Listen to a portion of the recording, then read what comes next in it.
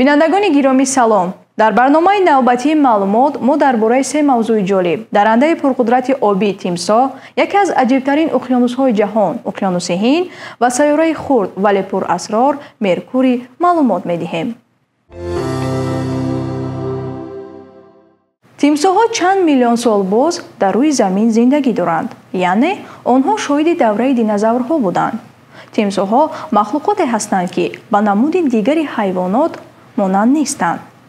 бо вуҷуди ин, онҳо тарзи ҳаёти обиро пеш мебаранд. аммо онҳо наметавонанд дар зери об нафас кашанд ва шикори ҳайвоноти хушкигардро афзалтар медонанд. дар табиат тимсоҳҳо бениҳоят хатарноканд. масалан, дар минтақаҳои камаҳолии Австралия, ки онҳо мавҷуданд, шумо метавонед аломатҳои огоҳкунандаро дар бораи мавҷудияти ин даррандагон пайдо кунед. идомаи мавзӯъ дар бахши аввали барнома.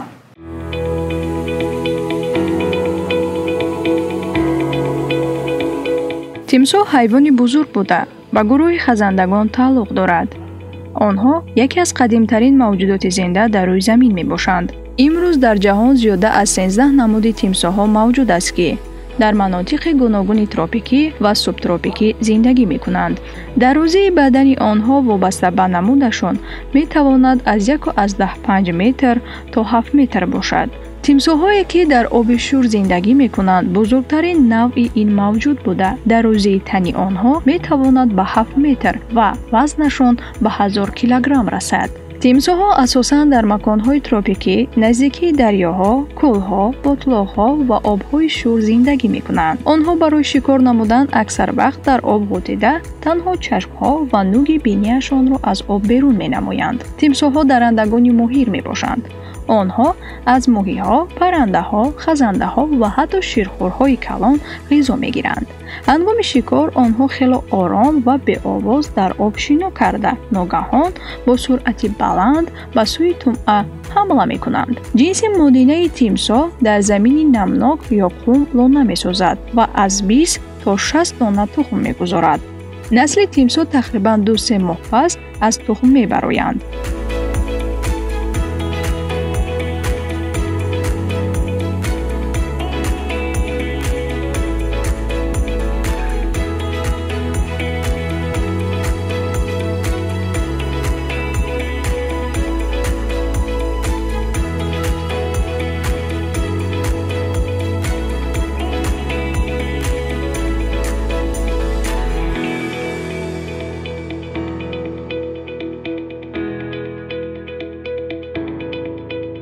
тимсоҳҳо нақши муҳимеро дар мувозинати экосистема иҷро мекунанд.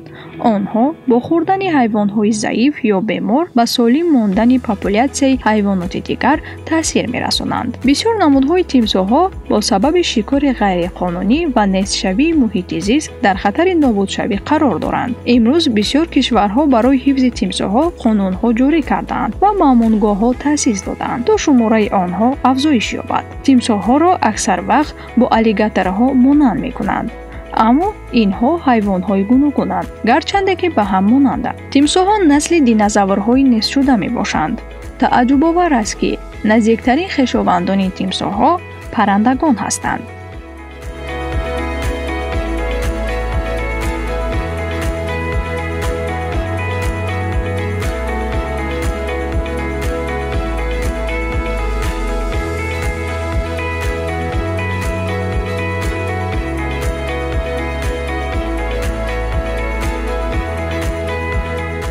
тимсоҳҳо хело макор ва босабр буда, вақте ки моҳӣ ба тухмгузорӣ меравад, тимсоҳҳо ба муқобили ҷараёни дарё хобида даҳон мекушоянд. ба онҳо ҳатто лозим нест, ки кореро кунанд. танҳо даҳони худро мекушоянд ва тухмҳои моҳиро фурӯ мебаранд. тимсоҳҳо бархилофи аллигаторҳо метавонанд на танҳо дар оби тоза, балки дар оби шӯр зиндагӣ кунанд. қабурғаҳои тимсоҳҳо бо сутумӯҳра пайваст нестанд. тимсоҳҳо ҳангоми сер буданашон ба қурбонии эҳтимолӣ ҳамла намекунанд, ҳатто вақте ки ба ӯ муяссар мешавад, зеро ин мавҷуд хело танбал аст.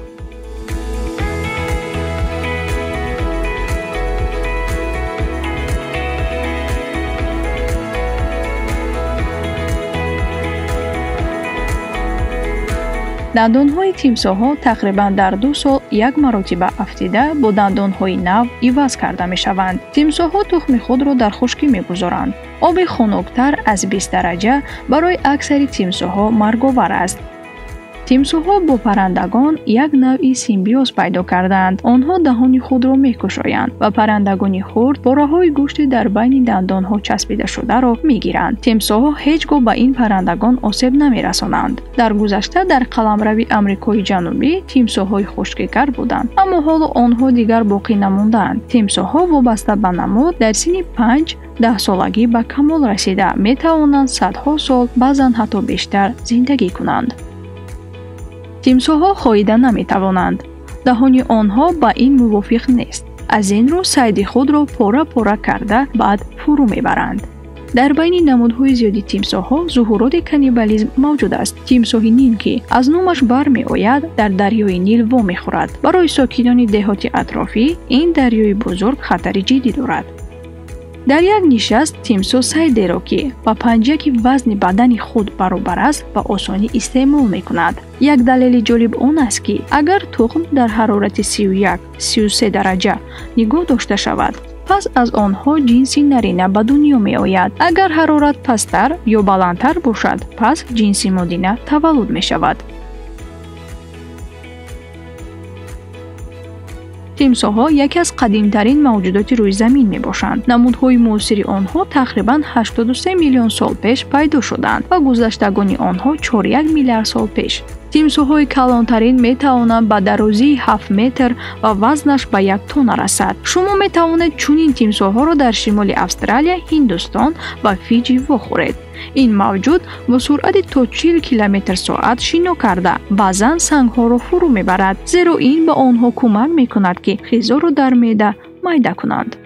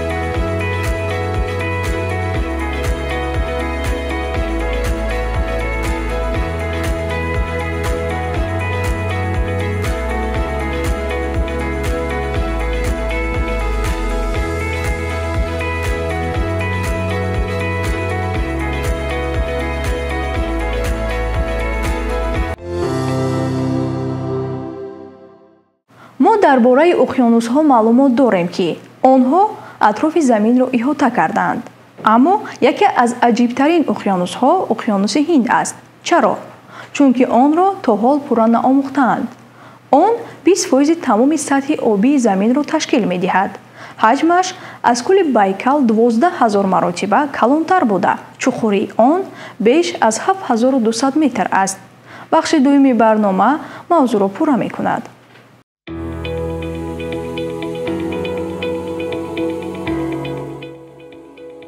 اقیانوس هند یکی از 3 اقیانوس بزرگ جهان است که بین قطعه‌های آسیا، آفریقا، استرالیا و انتارکتیدا جایگیر است. مساحت عمومی آن تقریباً 70-156 میلیون کوادرات را تشکیل داده. پس از اقیانوس آرام، اقیانوس اتلانتیک از روی اندازه جای سوم را اشغال می‌کند. اقیانوس هند با طوفان اقلیمی گرم و گوناگونی بیولوژی همچون یکی از مکان‌های مهم و پراسرار سیاره شناخته می‌شود. اقیانوس هند از شمال به هندوستان، پاکستان و نیم جزیره عرب، از غرب با قطعه آفریقا و از شرق با اندونزیا و استرالیا احاطه شده است. از جنوب آن با اقیانوس جنوبی پیوست می‌باشد. баҳрҳои муҳим ба монанди баҳри Араб, баҳри Сурх ва баҳри Андаман низ қисми уқёнуси Ҳинд ба ҳисоб мераванд. Чуқурии миёна дар уқёнуси Ҳинд тақрибан 3960 метр аст, дар ҳоле ки чуқури нуқтаи он, чуқури Ҷова дар ғарби Индонезия ҷойгир буда, зиёда аз 700-450 метр чуқур мебошад. ҳарорати оби уқёнуси Ҳинд дар минтақаҳои экваторӣ метавонад ба 28-30 дараҷа расад, дар ҳоле ки дар қисматҳои ҷанубии наздик ба Антарктида об метавонад то ба 0 дараҷа сард шавад. уқёнуси Ҳинд бо гуногунии биологӣ шӯҳрат дорад. дар он намудҳои зиёди моҳӣ, ҳайвоноти баҳрӣ ва рустаниҳо зиндагӣ мекунанд. дар уқёнуси Ҳинд моҳиҳои тропикӣ зиндагӣ мекунанд. қисми ғарбии уқёнуси Ҳинд макони зиндагии китҳо, делфинҳо ва наҳангҳои гуногун мебошад. уқёнуси Ҳинд дар рушди иқтисоди ҷаҳонӣ нақши муҳим дорад. тақрибан 40% тиҷорати ҷаҳонӣ тавассути роҳҳои баҳрии уқёнуси Ҳинд мегузарад. портҳои муҳими ҷаҳонӣ ба монанди Мумбай, Дурбан ва Сингапур дар соҳилҳои он ҷойгиранд. уқёнуси Ҳинд дорои захираҳои зиёди нафту газ, намак ва маҳсулоти баҳрӣ аст. ҳарчанд уқёнуси Ҳинд як манбаи бои захираҳо мебошад, он бо мушкилоти ҷиддӣ низ рӯбарӯ аст. Олудагии об, партофи пластикӣ ва нафт ба муҳити баҳрӣ таҳдид мекунанд. гармшавии глобалӣ боиси афзоиши ҳарорати об ва нобудшавии ҳайвонҳо шудааст. уқёнуси Ҳинд дорои зиёда аз 1000 ҷазира мебошад, ки баъзеи онҳо ҳанӯз таҳқиқ нашудаанд. ҷазираҳои Малдив, Сейшел ва Маврикӣ бо соҳилҳои зебо ва табиати нотакрори худ машҳуранд. дар қаъри уқёнуси Ҳинд кӯҳҳои зериобӣ ва шаршараҳои бузурги зериобӣ мавҷуданд, ки ҳанӯз асрори зиёдеро доранд. уқёнуси Ҳинд на танҳо як ҷузъи муҳими географияи ҷаҳонӣ, балки як манбаи ҳаёт ва сарвати табиӣ мебошад. ҳифзи экосистема ва истифодаи оқилонаи захираҳои он барои наслҳои оянда аҳамияти бузург дорад. уқёнуси азими Ҳиндро ҳоло то охир кашф накардаанд, гарчанде ки киштиҳои мамлакатҳои атроф дар тӯли асрҳо дар обҳои он шино мекарданд. обҳои он 4 қитъаро мешӯяд, ба ҷуз Амрикои Шимолӣ ва Ҷанубӣ. уқёнуси Ҳинд 8% майдони Чинро ишғол мекунад. тақрибан 15% масоҳати он ба баҳраҳо, халиҷҳо ва гулӯгоҳҳои ба минтақаҳои обии он дохил шуда рост меояд. дар мағзҳои қадими рӯз уқёнуси Ҳиндро баҳри Сурх меномиданд. юнониёни қадим бошад, онро баҳри Эритрея ном мебурданд. дар ин ҷо тӯфонҳо ва тӯфонҳои харобиовар махсусан зуд ба вуҷуд меоянд. аввалин аврупоие ки дар уқёнуси Ҳинд аз Аврупо ба Ҳиндустон шино кардааст, Васко да Гама буд. дар соли 2004 бузургтарин заминларза дар уқёнуси Ҳинд рух дод. сунамӣ ки дар он ҷо ба вуҷуд омад, соҳилҳои наздиктарро хароб кард ва ҷони беш аз 300 000 нафарро гирифт. дар ҷануби уқёнуси Ҳинд, дар наздикии Антарктида, дар сатҳи он назар ба рӯзҳои абрнок, рӯзҳои офтобӣ камтаранд. дар баъзе қитъаҳои он баландии обхезӣ ба 7-8 метр мерасад, ҳоло он ки ба ҳисоби миёна 2-3 метр аст. оби шӯри уқёнуси Ҳинд аз шимол ба ҷануб кам мешавад, зеро дар қисми ҷанубии он аз сабаби об шудани ях оби шӯр ба оби ширин маҳлул мешавад. аз сабаби хатсайрҳои сершумори боркашониҳои нефт ва дигар киштиҳои тиҷоратие, ки аз он мегузаранд, хело ифлос шудааст. уқёнуси Ҳинд соҳилҳои 35 давлати мустақил, инчунин мулкҳои дар хориҷ будаи Британияи Кабир ва Антарктидаро шуста мебарад.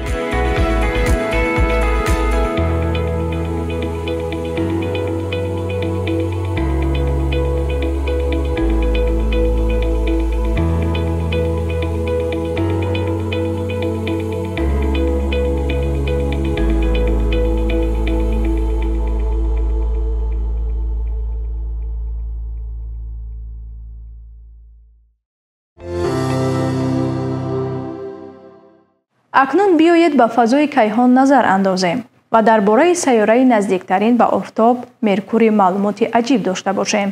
Меркурий назар ба Замин 7 маротиба бештар энергияи офтобӣ мегирад.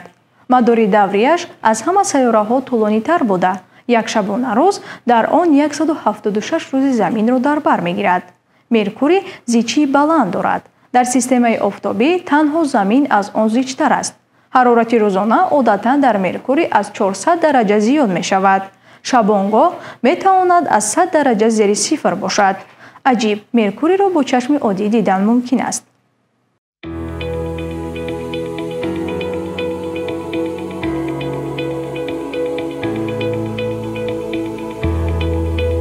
Меркурий сайёраи аввалин ва наздиктарин ба офтоб дар низоми офтобӣ мебошад. гарчанде ки Меркурий яке аз хурдтарин сайёраҳо дар системаи офтобӣ аст, хусусиятҳои ҷолиб ва муҳитҳои шадиди онро ба як олами беназир ва асрормез табдил додаанд.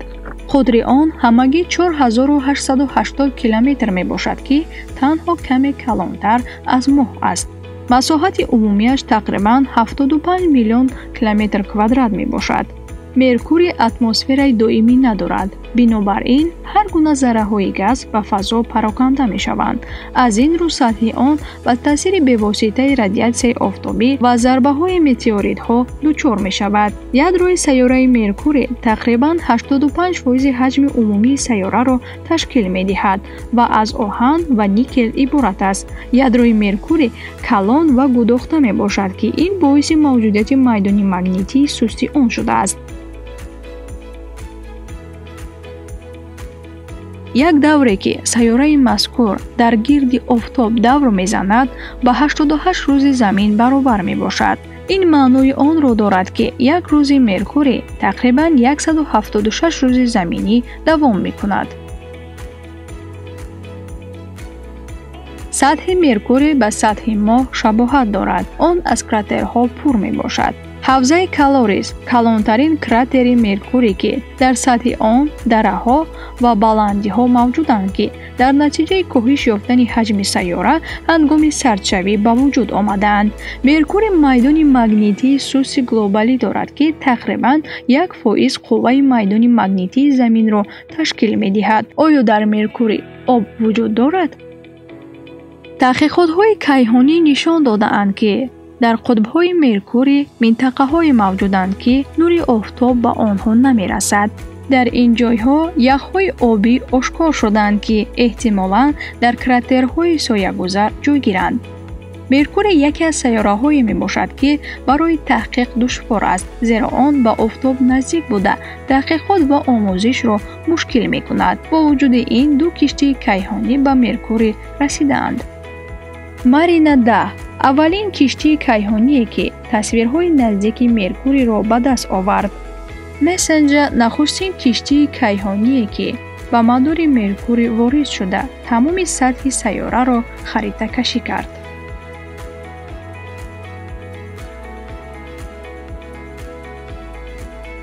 Меркурий сайёраи хурд, вале аҷиб ва пурасрорест.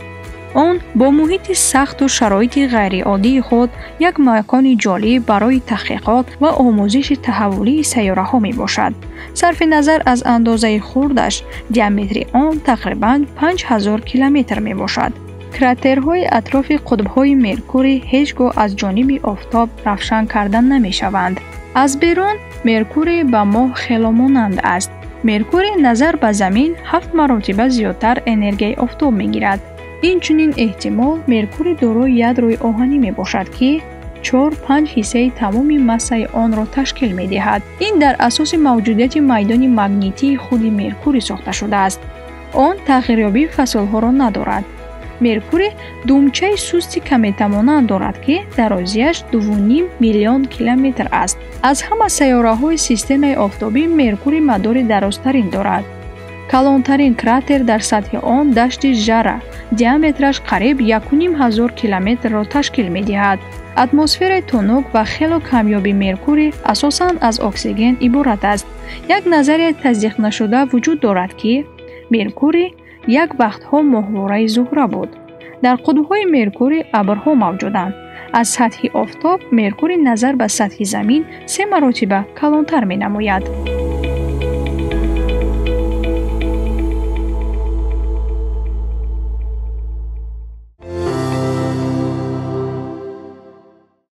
бинандагони азиз, барномаи навбатии маълумот ба анҷом расид.